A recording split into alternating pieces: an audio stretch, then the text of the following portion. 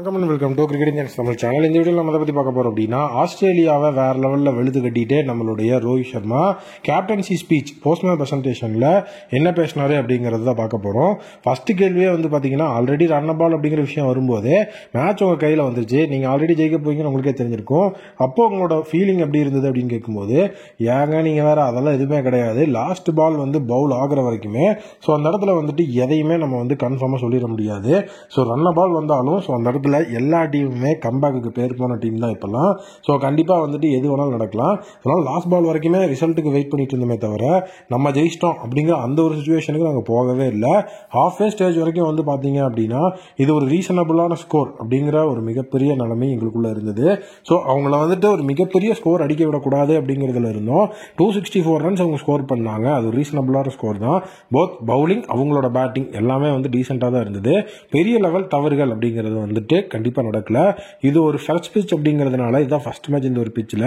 So அது மட்டும் இல்லாமல் உங்களால் பார்த்தீங்கன்னா இந்த மாதிரி பிச்சோட நேச்சரை கணிக்க முடியல. நிறைய ஷாட்ஸ் உங்களால் அந்த இடத்துல ப்ளே பண்ண முடியல. பிச்சே பார்த்தீங்க அப்படின்னா ஒரு சில ஷாட்ஸை ப்ளே பண்ணுறதுக்கு அலோவ் பண்ணாத மாதிரி தான் தெரிஞ்சுது. ஸோ பேட்டிங் பண்ணுறதுக்கு ரொம்ப கிளினிக்கலான சுச்சுவேஷனில் தான் இருந்தோம். காமன் கம்போஸ்டாக இருந்தோம். சேஸுக்கு போகும்போது காமன் கம்போஸ்டாக இருங்க, எந்த ஒரு இடத்துலையும் அவசரப்பட தேவையில்ல. ஸோ அப்படிங்கிற மாதிரி தான் சொன்னோம். அந்த சேஸிங்கில் பார்த்தீங்கன்னா பிச் ரொம்பவே பெட்டராக இருந்தது. ஸோ ஃபஸ்ட்டு பார்த்தீங்க அப்படின்னா நம்ம நியூசிலாண்டுக்கு எகெயின்ஸ்டாக விளாண்டோம். ஸோ அந்த இடத்துல பார்த்தீங்கன்னா நம்மளோட அந்த பேட்டிங் எப்படி இருந்ததோ அதை விடவே எங்கள் டீமோட பேட்டிங் இந்த தடவை ரொம்ப நல்லாவே இருந்தது. குட் கிரிக்கெட் அப்படிங்கிறத பிளேயர்ஸ் எல்லாருமே விளாண்டாங்க. ஸோ எக்ஸ்பீரியன்ஸ் பிளேயர்ஸ் 11ல் நிறைய பேர் இருந்ததுனாலையும் இது சாத்தியப்பட்டிருக்கு அப்படிங்கிற ஒரு விஷயத்தையும் நான் நினைக்கிறேன். ஸோ அது மட்டும் இல்லாமல் 6 to 7 பவுலிங் ஆப்ஷன் அப்படிங்கிறது வேணும் அப்படிங்கிற ஒரு விஷயம் எனக்கு இருந்தது. ஸோ அதனால தான் பார்த்தீங்க அப்படின்னா அந்த பேட்டிங் டெப்த் பாதிக்கப்படுமா அப்படிங்கிற அந்த ஒரு விஷயத்துக்குள்ளேயும் நிறைய திங்கிங் இருந்தது. டீம் மீட்டிங்கில் பார்த்தீங்கன்னா 6 பவுலிங் ஆப்ஷன்ஸ் அப்படிங்கிறது கண்டிப்பாக வேணும் அப்படின்னா ஸோ பேட்டிங் அப்படிங்கிறதுல யாரையாவது நம்ம பார்த்தீங்கன்னா ஸோ அந்த இடத்துல சாக்ரிஃபைஸ் பண்ணி தான் ஆகணும். அப்போ பேட்டிங் டெப்த் என்ன நிலைமைக்கு போகும் அப்படிங்கிற மாதிரி யோசித்தோம். பட் ஆனால் சரி ஓகே அப்படின்னு ஒரு டஃப் கால் தான் எடுத்தோம். இந்த இடத்துல பார்த்தீங்கன்னா அது எங்களுக்கு கை கொடுத்துருக்கு. எல்லாத்துக்குமே இந்த இடத்துல நான் கிரெடிட் கொடுத்தாங்க. என்னோட டீமில் இன்வால்வ் ஆன எல்லாத்துக்குமே கிரெடிட் கொடுக்குறோம்.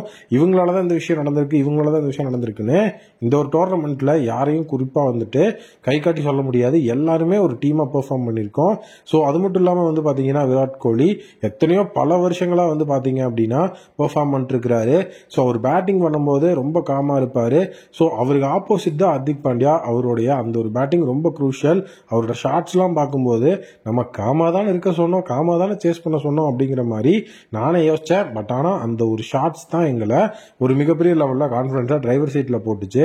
ஸோ நீங்கள் ஃபைனல்ஸ் அப்படிங்கிற அந்த விஷயத்துக்குள்ளே போகிறீங்க அப்படின்னா உங்களோட பிளேயர்ஸ் எல்லாருமே ஃபார்ம்ல இருந்தாகணும். ஒரு பிளேயர் ஃபார்ம்ல இருக்கிறாங்க, 2 பிளேயர் ஃபார்ம் அவுட்ல இருக்கிறாங்கலாம் கிடையாது. எல்லாருமே ஃபார்ம்ல இருந்தால் தான் ஃபைனல் அடிக்க முடியும். ஸோ எல்லாருமே இந்த மேட்ச்ல இம்பாக்டை கிரியேட் பண்ணியிருக்காங்க. அந்த ஒரு விஷயம் எங்களுக்கு பார்த்தீங்க அப்படின்னா ஒரு மிகப்பெரிய லெவலில் லாட் ஆஃப் கான்ஃபிடன்ஸ் அப்படிங்கிறத இந்த இடத்துல கொடுக்குது.